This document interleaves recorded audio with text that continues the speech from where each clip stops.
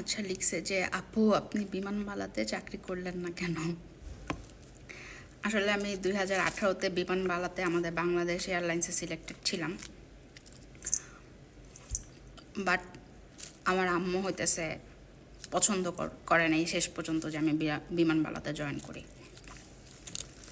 আমাদের ধর্মে নাকি মানে মুসলিম মেয়েদের নাকি বিমানবালাতে জব করা হারাম। আমার আম্মু বলে, বাট আমি শিওর জানি না এই ব্যাপারটা। এই জন্য আসলে আমি বিমানবালাতে জয়েন করিনি। বাট এখন আমি যে ভার্সিটিতে পড়ি, এই ভার্সিটির সবচেয়ে বেস্ট পড়ালেখা হচ্ছে মানে আমার কোর্সটা হোটেল অ্যান্ড রিসোর্ট ম্যানেজমেন্ট।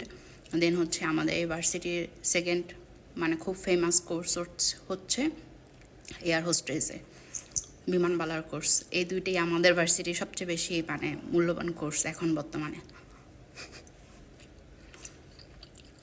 যদিও ওদের সাথে আমাদের ক্লাস হয় মাঝে মধ্যে কিছু কিছু, বাট আমার আম্মু পছন্দ করে নাই। আমি মানে এই কোর্সটাতে ভর্তি হওয়ার আগে আমার হাজব্যান্ডের থেকে জানতে চাইছিলাম পড়ার জন্য আর কি, আবার বিমানবালার কোর্সটা। তো আমার হাজব্যান্ডও আর কি চায়নি, কারণ হইতেছে বিমানবালাতে যারা চাকরি করে ওরা হচ্ছে কোনো দেশে সেটেল থাকতে পারে না। যখন যে ফ্লাইটে যখন যে এয়ারলাইন্স পড়বে তখন সেখানে চলে যেতে হবে। তো আমার হাজব্যান্ড চায় যে আমি তার সাথে থাকি, এই জন্য হইতেছে আসলে মূলত এখনও পড়তেছি না।